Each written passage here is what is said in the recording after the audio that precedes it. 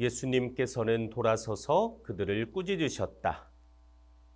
오소서 성령님, 새로나게 하소서. 대전 평화방송 애청자 여러분 안녕하십니까?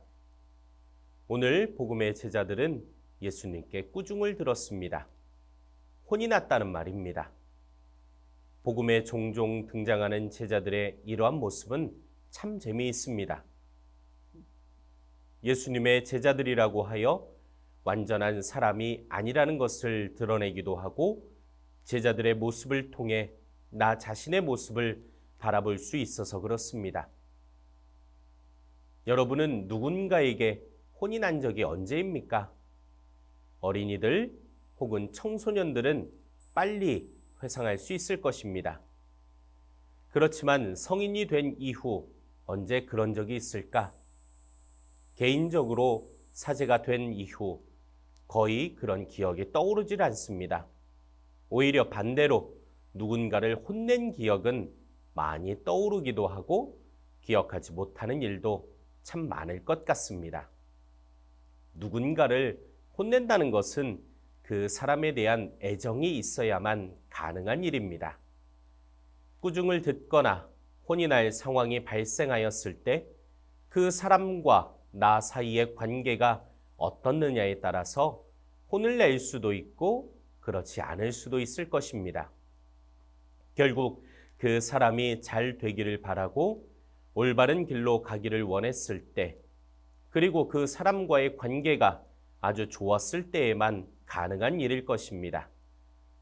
복음에 등장하는 예수님과 제자들과의 관계를 인간적 사고로 유추해 본다면 그 사이가 아주 돈독해 보입니다.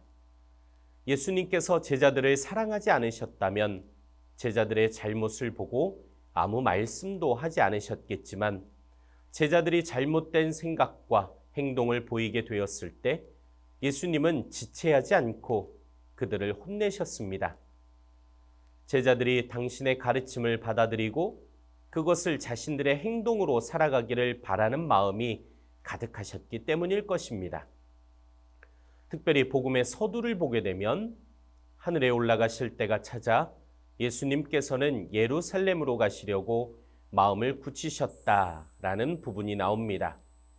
이제 제자들과 함께할 시간이 많지 않다는 것이고 예수님께서 십자가의 죽음을 통해 우리의 죄를 사해 주심과 동시에 우리를 영원한 생명으로 초대해 주실 시간이 다가왔다는 것입니다. 얼마 남지 않은 시간 동안 예수님께서는 제자들을 더욱 사랑하실 것이고 끝까지 사랑해 주실 것입니다. 죽기까지 제자들을 사랑하셨던 예수님께서는 우리도 똑같이 사랑하시는 분이십니다. 혹시라도 당신과의 사랑에서 벗어나 혼자만의 길로 빠져 어려움을 겪지는 않을지 늘 우리 곁에 계시며 보살펴 주시는 분이십니다. 살아가며 어려움들이 찾아올 때가 있습니다. 그럴 때 우리는 왜 나에게 이런 시련이 찾아오는가? 하느님께서는 나를 사랑하지 않으시는가? 라는 질문을 던지곤 합니다. 물론 세상에서 찾아오는 고통과 어려움들의 인과관계를 따지다 보면 그것이 하느님에게서 오는 것이 아니라 사람에게서 오는 것이고 특히나 나 자신에게서 오는 부분이라는 것을 알게 됩니다. 그런데 이 어려움들을 다른 식으로 이해해 보는 것이 어떨까 싶습니다. 바로 예수님께서 제자들의 잘못된 행동을 꾸짖으신 것처럼 하느님의 방식과는 먼 모습으로 살아가는 나를 혼내는 것은 아닐까? 나를 사랑하지 않으셔서 그런 것이 아니라 오히려 나를 너무도 사랑하셔서 이 어려움의 시간을 통해 나를 더 성장시키려고 하는 것은 아닐까 하고 생각해 보는 것도 좋을 것 같습니다.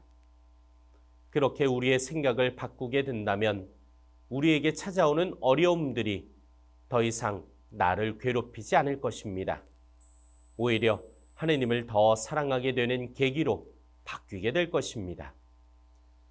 오늘 하루를 지내며 시시때때로 찾아오는 상황들 속에 좋은 것도 있겠지만 그렇지 않은 부분도 있을 것입니다.